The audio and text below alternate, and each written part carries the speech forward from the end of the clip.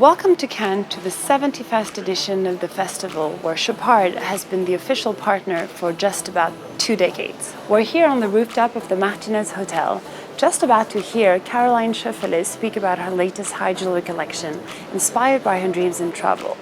It actually goes along the way of their journey to sustainable luxury, where they commit to using 100% of ethical gold starting in July 2018. How does it feel to be the first brand in the industry to have been involved that much in the sustainable program in terms of watches and jewelry? Well, it's been a journey that started some 7 years ago when I met Livia first in LA, and her husband got the Oscar for the King's Speech. He was wearing a beautiful Look timepiece. Okay. And over coffee, she was very excitingly telling me her involvement in what she's doing with EcoAge, a company that is very active with sustainable fashion. And in the same conversation, she all of a sudden said, "But Caroline, where does your gold come from?" I said, "I suppose from UPS or Credit Suisse, I have no clue." Actually, but before I finished my answer, I sort of knew where she was going to take me. And then we continued, and she said, "I'm also working in other industries, and there's this company, they're looking into the gold mining certification. Would you be interested?" And I spontaneously said yes, because actually I felt, even at that moment, I felt even bad that I didn't think about it before. And that's how you started the Fairmind collection, but just because I remember you saying that you didn't have enough Fairmind gold supply to actually transform all of the pieces. Because you have to, these are all small artisanal mines, most of them, and they have to go through a lot of due diligence before they get the certification. Okay. First, you have to educate, the miners, why they should be changing, because why should they change if they've ever done it in the same way? But they were not aware that the mercury goes into the rivers and then poisons the fish, and then when you eat the fish, you get terrible, all sort of things. It's one aspect. So it takes one by one. It takes some time. You cannot do it in a day. In Baselworld, we're able to announce that we will be able to work only with ethical gold, which doesn't mean it's all fair mine, but we also recycle. And how do you think it's going to change the client's perspective on the thing they buy, and how interested they can get in the sourcing and the mining and the impact on the environment, I guess? Well, we are in the luxury business, so I think luxury should be transparent, first of all. I think should be. I think if somebody gives you an engagement ring and you get married, normally everything is transparent, so it should also be transparent to know how your piece has been produced, with what materials. You want to know that there were no kids working on it. So it's a lot. It's a very deep subject. But I think little by little, that's why we also call it the journey, because obviously you can't do it it's a long way, and then you have a whole other field, which is the gemstones. But it's a long way, and also it takes us across the world. And the governments have to participate too. And the jewelry and watch business is pretty much behind. The fashion industry is more forefront with it, and food industry in any case, automobile too. Then you have, it touches all the industries. Now you build the transparency in every way, between maybe, the fake fur to the food to the organic. I don't know, maybe in a couple of years, the governments, the Europeans, they will say, that's the way to do it, or you don't do it. So maybe we have a head start. Yeah. Well, it'll be good. What was the difference between changing the chain of custody for jewelry versus watches? It's harder for the jewelry, but the diamond industry is pretty much already controlled and has regulations, and we only work with RTC diamond companies. And now, for example, in the case of Kalahari, the mine in Botswana was the first to be certified fair mine diamond mining. And however, the colored stones is a whole different world, but we're working on it step by step. Every year we add one stone. This year we added the Pyraiba, which was on Julian Moore. There's not a lot of Paraibas left, apparently. No, there's not much left, no. And they're very rare, and they're beautiful. They're amazing color. So, for making watches, we need, the raw material is or gold or platinum, and that's it, or steel. or each titanium. watch component, even like the barrels or all of this is made in Switzerland. Okay. Basically in-house, so that's very easy to control. It's. I mean, this is a. We have less actors coming in. Things coming in from the outside. Once it hits us, it's easy. Once it's with us in the company, it's pretty easy. You control. You're we the control mother from and A to Z everything. because everything is made in-house. It's the supply chain before which is more complicated. What was the biggest challenge you actually faced?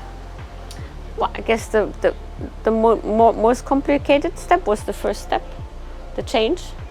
To say one day you say you go, also you have to. I mean, we had to tell all our employees that we're going to change production slowly. And imagine the first 2 kilos that we got to make the first bracelet that Marion was wearing on the red carpet 6 years ago, and pair of earrings. This gold was handled like a very valuable. I mean, it's same value as, but very special thing. So it went through the production like a VIP customer visiting the factory. And then if it's high jewelry, it's still also easier because one person is working on the piece with the gold. Okay. He does from A to Z. But when it goes to the production, like the watch cases, they cannot be just one person working on the watch. Then we have to separate. Yeah. And they get we're taking this very serious. So every piece gets a certificate, and that's why now it's going to be much easier because everything will be with the certificate. But before the first pieces was difficult. Because we also had to convince our employees, the people in the ateliers, in the production, that this is the future. And some people say, but why do we have to change? We always did it like this. And sometimes you wake up and you change. And you did it in the two manufacturers, yes. The Flahier and the one in Germany. In Germany, okay. Everywhere. Yeah, well. And then maybe because we were family and my brother also loves nature and we all stand behind. The Swiss are very conscious about sustainability. How realistically do you think other brands can join such a program? I think there's a lot of movements going on now because maybe also a bit thanks to what we have been doing with the media and showing that it can be done. And there's also a lot of the banks which actually buy the gold, which have programs now for philanthropic investments on sustainability. And a lot of people are going that way. So because it has become a society problem more than just an industry problem. And if the banks get involved, because they have maybe even more power, it will go more then viral. It will go much faster and it will just... But it's like, when you have a big ship and it's going somewhere, it takes a long way to stop and to turn around. Once it does, you're in the right direction. You can go the other way. Yeah, but you have started way before everybody else. And what's the ultimate quest? Ultimate quest is talking about medicine, like you say. They're working a lot in discovering a lot about terrible diseases like cancer. It's like you can cure it. It's done. That's the ultimate. And you'll be at the foundation of that whole industry change. Luxury is a choice, a nice watch, a nice piece that you buy, you fall in love with. But on top, if you know that this piece has been produced in a way that you can really trace to the very beginning, how, and that it was done in the way it should be done, ethical, and then I think then it has much more value. I agree, but again, when you think about jewelry and watches, it's all about emotions. And if people don't get emotional about the problems that are actually impacting the environment and the society, you can change people. No, you can't, but sure not. But I mean, you can sensitize them. Sensitize them because a lot of people are not aware of it. It's an education problem. They are not even like me at the time when Livia asked me the question. I was not pretty much. And how did you feel then? I said, oh. What are we doing? No, and then I said, yes. I didn't even think a second. I always go and discuss in the management in my family and of course my brother. But I knew he would be immediately because he's very engaged in programs in the Swiss Alps and things like that. So he would. I said there was not going to be even a discussion in the family. But did you know then that you were going to go that far and push it that far? No, sure not. But and we have come a long way, but there's a long way to go. We can be proud, and I think the whole team is proud because everybody is spreading the word now, and the clients, when you explain them, they also don't know. And it takes an investment, but on the long run, it's going to pay off. No doubt. And if we move to the actual collection, the high jewelry collection, I was told that this year's collection was based on your travels and dreams. Is it related somehow to the dream that you were able to achieve what you basically were challenged about 7 years ago? I think it's a combination of everything, because there's a lot of pieces which are actually inspired by nation, the orchid earrings that Kate Blanchett was wearing, or a lot of things with nature or by the ocean. Or I could see a lot of beads, a lot of briolets, very natural and organic shapes, a combination of titanium and gold. And colors. I think it's very colorful. I think there's not one color you don't find in the collection. And then of course it's exotic countries, which I love, because I love to discover new countries and take 1 hour off if I'm allowed to go and sniff around a museum or go. What was the biggest surprise or the most extraordinary stone that you actually found and put in this collection? It's like asking me, I have 9 dogs, which is your favorite?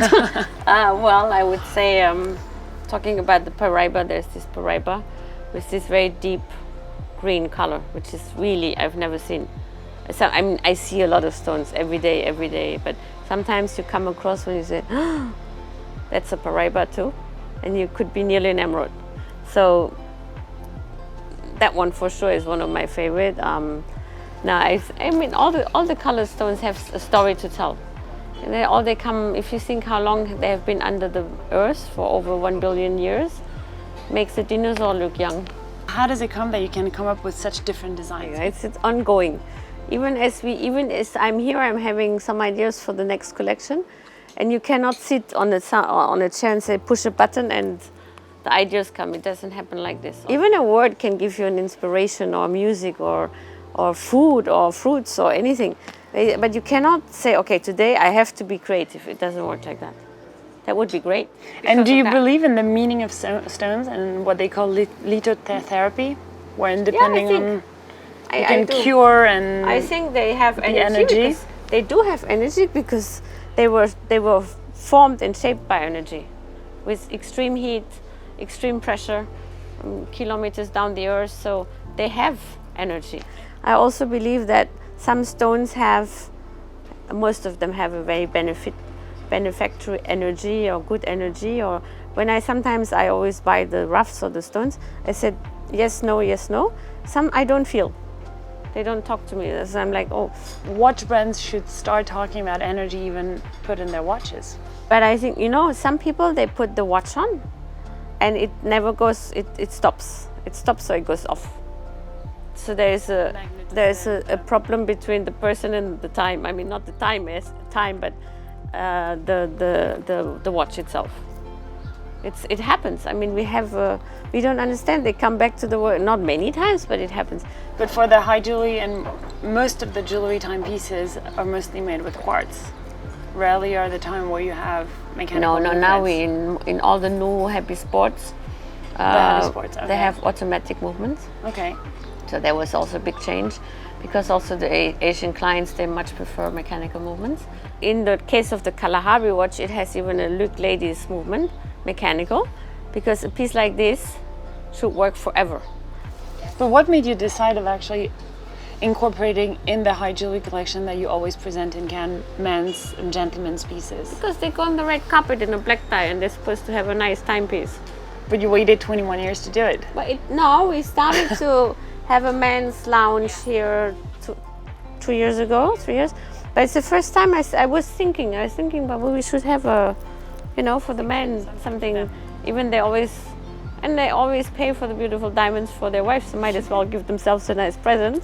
You said 7 feminine timepieces, high jewelry pieces, and 3 men? 7 and 7. Oh, 7 and 7? Yeah. Like a number? Yeah, it's my number. It's your number, 7. So you did it on purpose? A little bit. What's your favorite watch? I like the opal, the secret. And I mean, I could have made a piece of jewelry out of it, easy.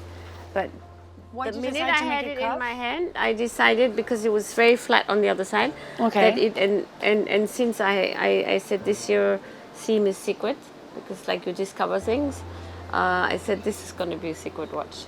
And having achieved all of this on men, on women, on fine jewelry, on high jewelry, on the ethical journey, what's missing? I still have a long way to go. One thing for sure, I want to bring the journey as far possible forward as I can. And this is still a big project, because it sort of englobes a lot of, it goes up to the boxes, it goes up to the way we wrap things up. It's not enough to just have the watch that is... Have the pieces, but it has to go. You have to be coherent in what you want to do in order to be trusted, and people say, okay, they do it halfway for the image and halfway for the marketing, but they actually do it from the very beginning. This was never my first thought or have ever crossed my mind, because this is not the reason. It's not that we stand out versus our colleagues because we are not. It's because it's for us. It's for the next generation. It's for the change of the planet. It's for and I mean everything that it costs has been absorbed by us. It's not put on the price. You're not paying more for a sustainable watch. How do you do when you use titanium or, for example, opals? Like, how can you actually go back to tracing that kind of material that is not that mainstream? Well, it's another subject we are looking into. Titanium and because right now silver, it's not something. No, but it's pretty much mined properly, and titanium the mine is completely different from gold mining. Okay. The way you do it, but that's why I say it's still a big. A long way to go. Yeah, There's still a lot way of things to go. Cool. Okay. Well, thank you very much. You're welcome.